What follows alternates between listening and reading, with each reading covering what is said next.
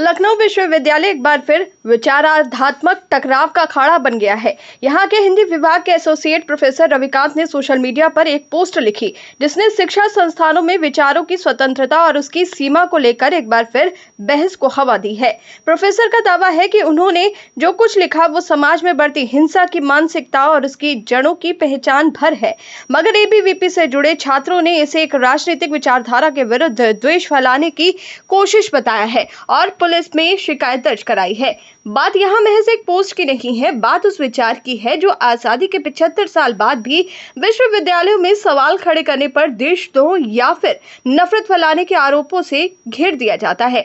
क्या अब शिक्षक सिर्फ पाठ्यक्रम तक सीमित रहेंगे? क्या वो समाज, विचार और राजनीति पर टिप्पणी नहीं कर सकते, या फिर अब राय भी केवल सत्ता की सहमति से ही दी जा सकती है?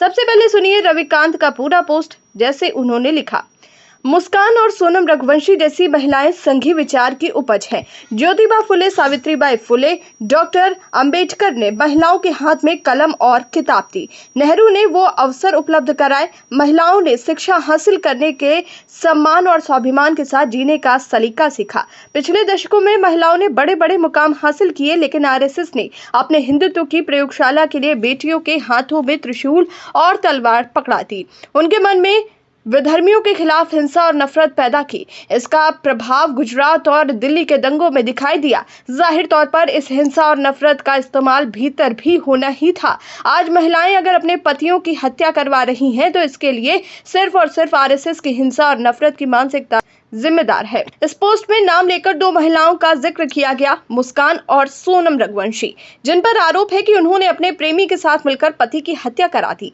सवाल यह है कि प्रोफेसर ने इन्हें संघी विचारधारा की उपज क्यों कहा? क्या ये अतिशयोक्ति है या एक गंभीर विचारात्मक विश्लेषण? रविकांत के विचार स्पष्ट रूप से उस विमर्श से निकलते हैं जो फुले और अंबेडकर की परंपरा को हिंदुत्व की राजनीति के बरक्स रखता है। उनका आरोप है कि महिलाओं को सशक्त करने के बजाय आरएसएस ने उनके भीतर एक खास तरह की हिंसा और घृणा भर दी है, जो अब घरों के भीतर भी फूट रही है। इस विश्लेषण को एक सामाजिक विज्ञान का विद्यार्थी तो विचार की तरह देख सकता है, लेकिन राजनीतिक छात्र संगठनों को ये एक पक्षपाती हमला लग रहा है। असल चिंता इस बात की है कि क्या प्रोफेसर ने कानून तोड़ा? क्या उन्होंने ऐसा कुछ लिखा जो किसी खास समुदाय या विचारधारा को हिंसा के लिए उकसाता है, या फिर उन्होंने अपनी समझ और आकलन के आधार पर एक कड़वी बात कही है जो सत्ताधारी सोच को असहज कर रही है? समाज में हो रहे अपराधों को अगर किसी विचारधारा की उपज कहा जाए, तो क्या ये सरलीकरण नहीं होगा, या फिर ये वैसा ही विश्लेषण है जैसा कोई लेखक, चिंतक, विचारक या समाजशास्त्री करता है?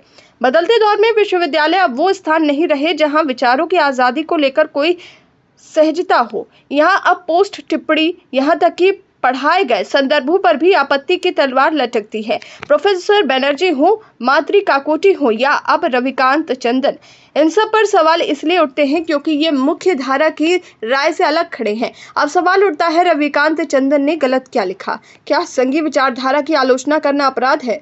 क्या हिंसा और नफरत के मनोविज्ञान को विचारधारा से जोड़ना विचारशील टिप्पणी नहीं मानी जाएगी? अगर नहीं, तो क्या अब हम केवल तटस्थ, निर्जीव और सत्ता से सहमत शिक्षकों की फसल तैयार करना चाहते हैं?